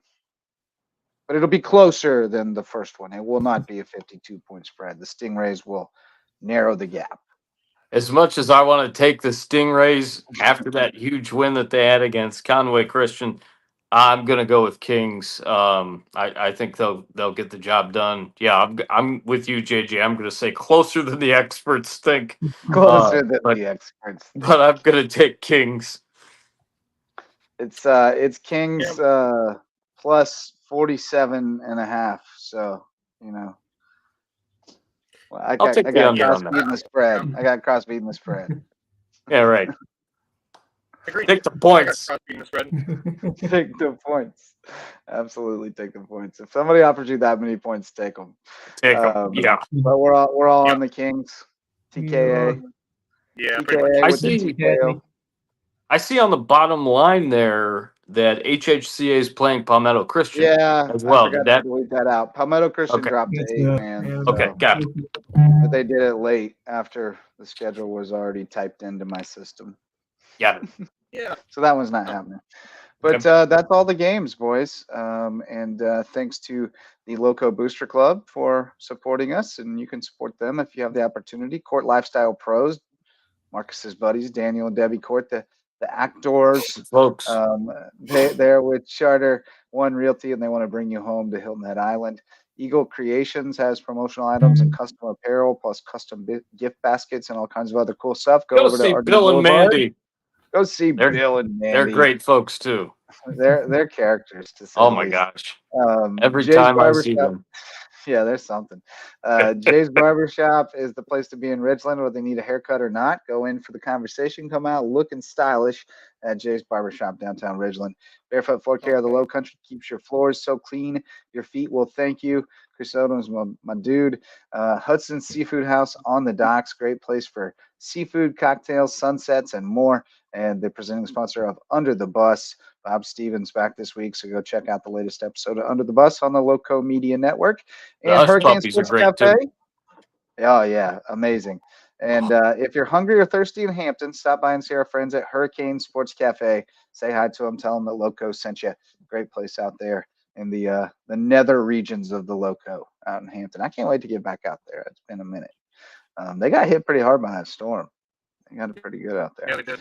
But wishing them the best. Boys, any closing thoughts as we go into week 7 on football eve? Yeah, I have. It's not a football related thought, but when I saw today the Savannah Bananas unveiling their and this is something that I think one of you predicted on this show, that the fact that Banana Ball was doing so well that they announced today that they are going to make a league of 6 teams. I don't know if you had that insider knowledge before, but yeah, Banana Ball will have a league starting, I believe, in 2026, where they will have a schedule and 6 just teams like they're doing it in the PLL, right? Right. Where the site changes every week, but they play like a round robin.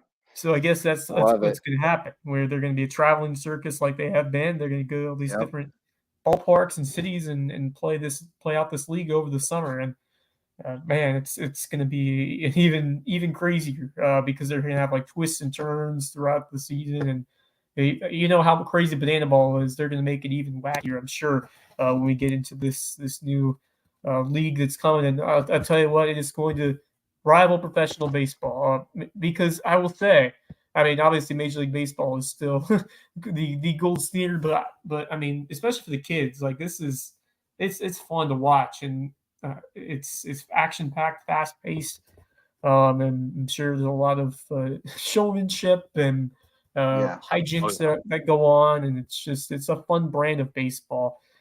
Credit to them and what they've done to revolutionize the sport. It's just from a college summer league, the place needs to be the same. It's now its own crazy thing, and it's amazing how the brainchild is developed. Build it, they will come. Yes, and on top of that, they announced the schedule for the 2025 season, and my goodness, Max, they're coming to Tiger Town and playing at Death Valley in Clemson. Really? Yeah. I did see that they've got some football stadiums on board. They're playing at Death Valley?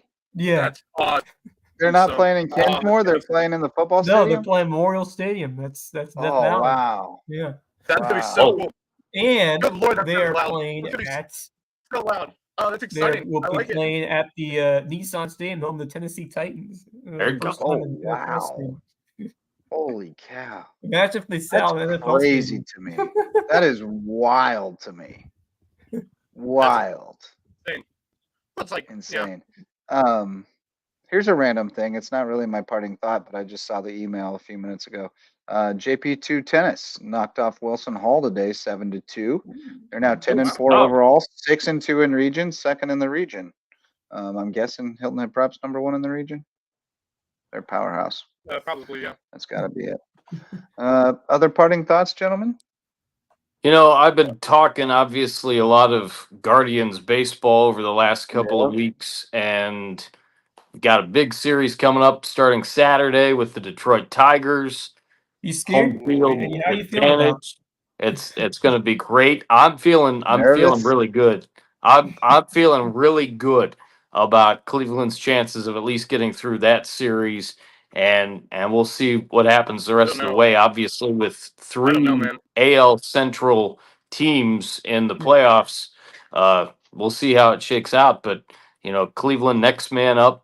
Gotta love that attitude, and Stephen Vogt continues to just amaze the heck out of me. But our play-by-play radio voice, Tom Hamilton, is up for the Ford C. Frick Award Oh, again. nice.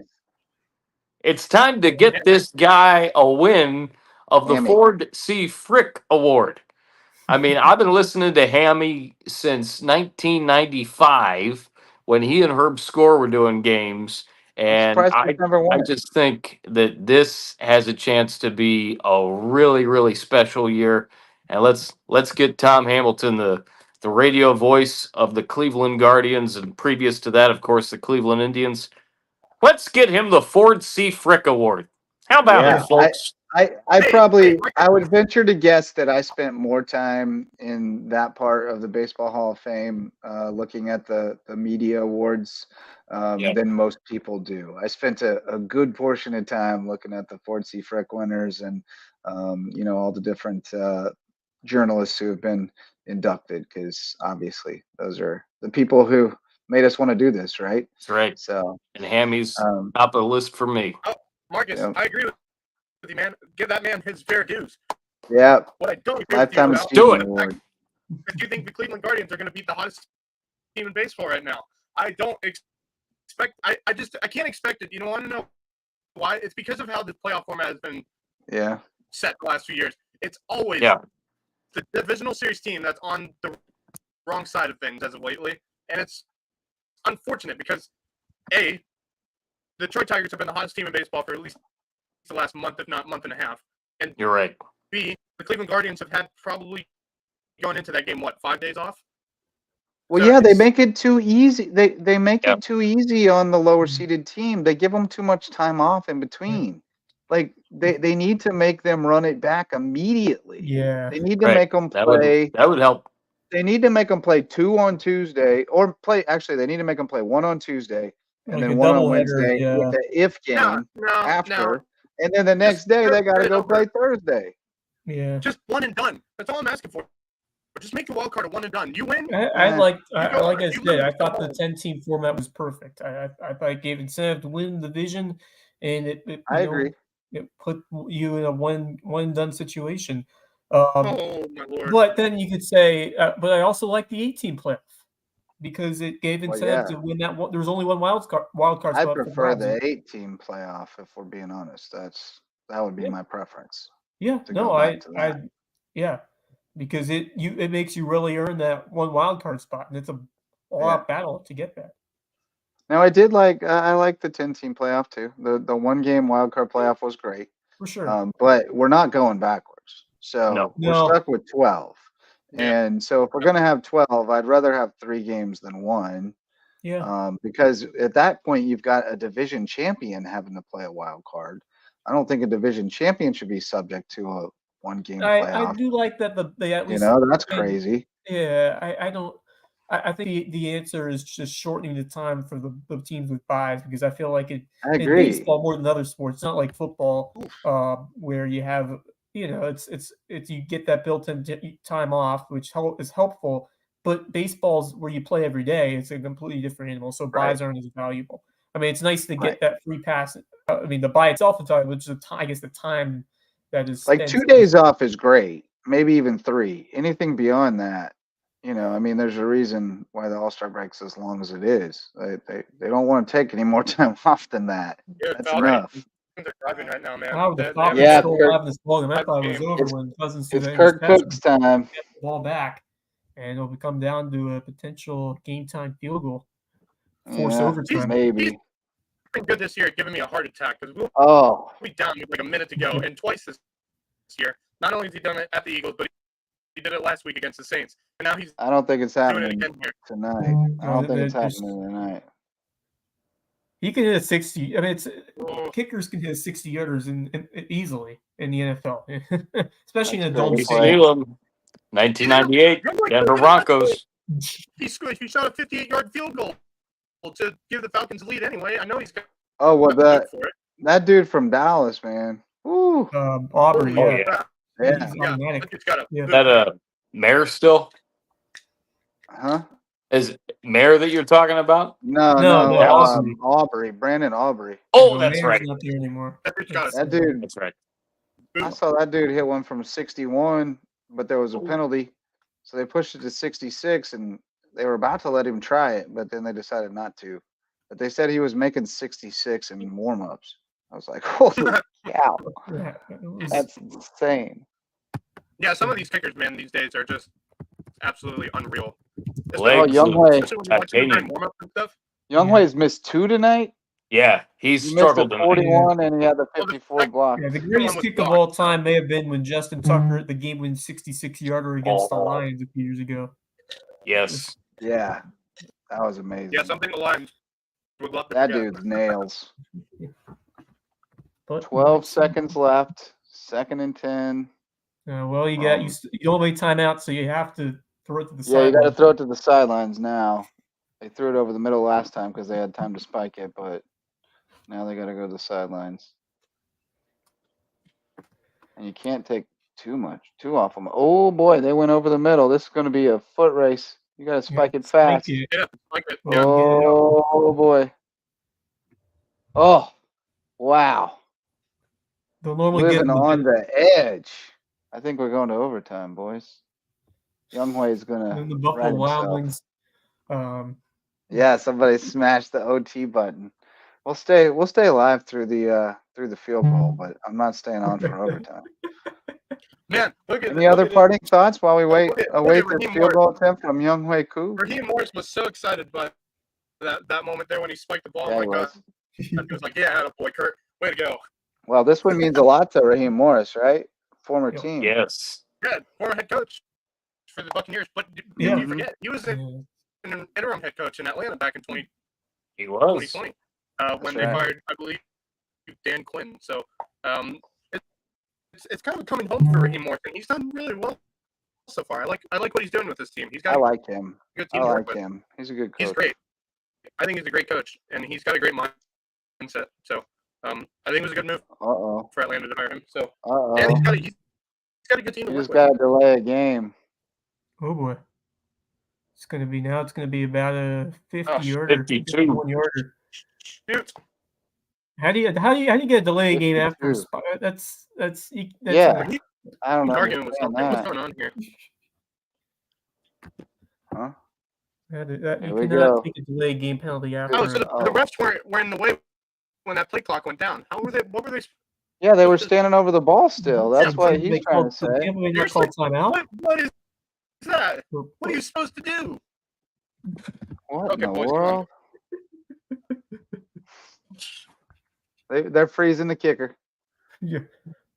Was it a timeout or a penalty? They took a timeout now. Okay, now they're taking timeout. Yeah, yeah. But Raheem's still having it out with the ref. I don't blame him. He's losing his mind. He's a freaking All the he's- camera just stay on the him. ball while the play clock He is went hot. down to 1. He is He's hot as losing a his hornet. mind. All right, Younghoe, former fellow Georgia State alum. Come on, Younghoe young Koo. way. Come on, Georgia man. Southern, I'm sorry. I just said my Knock alma the Blues up, mater wrong. right. Georgia Southern. Come on. Georgia Southern alum for the win.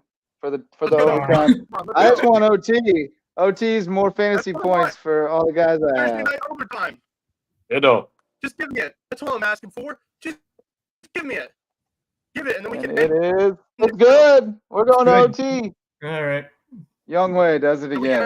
end All right, boys. the- Well, we will sign off and go our separate ways to watch the rest of this game. But thanks to everybody who tuned in tonight. Thanks to all of our sponsors, especially the All Stars, Mickelson Law Firm, been with us since the beginning. We appreciate your support.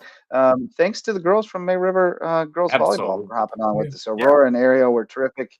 And then Maya was Mia. She was terrific as well. They were just fabulous.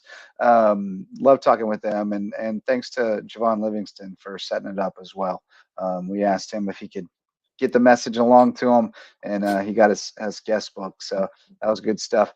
Thanks, fellas. Good times. Thanks to everybody who showed up to hang out with us tonight.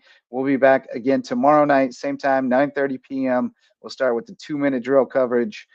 These guys will be live from their games out in the Lowco. I will be live from a hotel lobby in Myrtle Beach, and we will tell you what all's happening on the Lowco high school football scene on Friday night. But thanks so much for joining us for this one. And for Wes Kerr, Marcus Walsh, and Max Arraj, I'm Justin Jarrett. Until next time, go Lowco.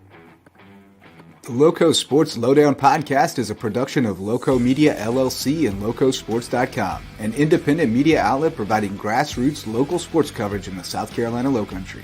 We are sustained by community support from sponsors and patrons like you. Get in the game with a monthly pledge of $1 or more at patreon.com/LowcoSports to keep us going and growing. Go Lowco.